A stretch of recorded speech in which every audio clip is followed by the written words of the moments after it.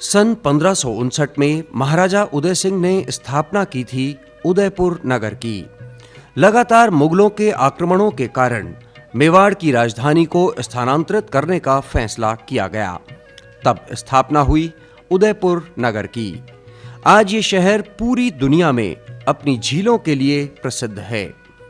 झीलों की नगरी उदयपुर की प्रमुख झील है पिछौला। इस झील का निर्माण 14वीं शताब्दी में महाराणा लाखा के शासन के दौरान एक बंजारे द्वारा करवाया गया था। पिछौला झील के किनारे पर ही स्थित है उदयपुर के राजमहल।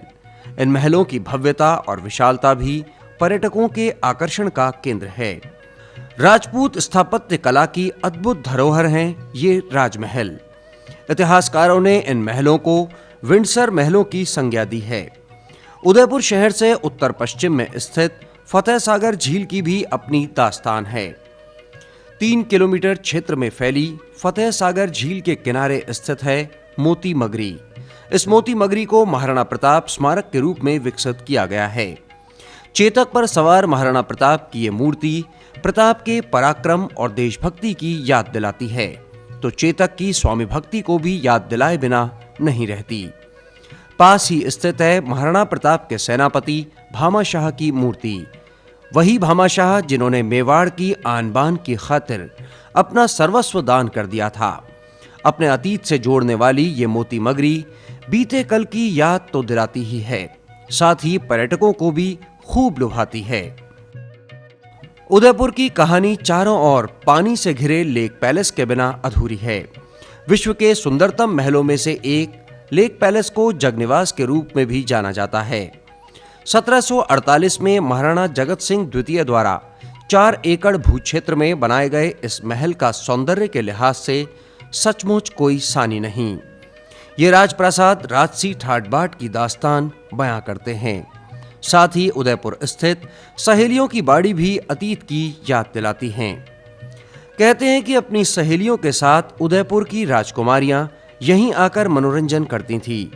यहाँ लगे फव्वारे गर्मी के दिनों में सावन का सा आनंद देते हैं, तो छतरियां एहसास कराती हैं सौंदर्य का।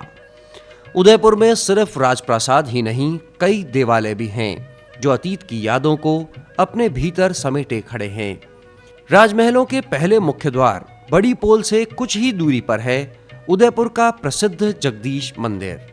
पुरी के जगन्नाथ की तरह उदयपुर के जगदीश मंदिर की मान्यता भी कम नहीं। झीलों ने पर्यटन नगरी उदयपुर को पर्यटन के नक्शे पर प्रमुख स्थान दिलाया है, तो यहाँ स्थित शिल्पग्राम ने पर्यटकों को रूबरू कराया है यहाँ की कला और संस्कृति से। ग्रामीण परिवेश में बनी कलात्मक झोपड़ियों और चौपाल से लेकर हर तरह की ग्रामीण संस्कृति से रूबरू कराता है शिल्पग्राम। तो भारतीय संस्कृति और लोक कलाओं का परिचय मिलता है उदयपुर स्थित लोक कला मंडल में। यहाँ रखे हुए वाद्य यंत्र लोक कला से रूबरू कराते हैं, तो वस्त्र यहाँ की वेशभूषा से अवगत कराते हैं। अपनी इन्हीं विशेषताओं के कारण उदयपुर आज एक प्रमुख पर्यटक स्थल के रूप में माना जाता है। एक और यहाँ के अतीत से जुड़ी कहानियां और यहाँ की समृद्ध कला संस्कृति पर्यटकों को लुभाती है, तो दूसरी ओर वर्तमान से जुड़ी सुविधाएं हर सैलानी की यात्रा को यादगार बना देती है।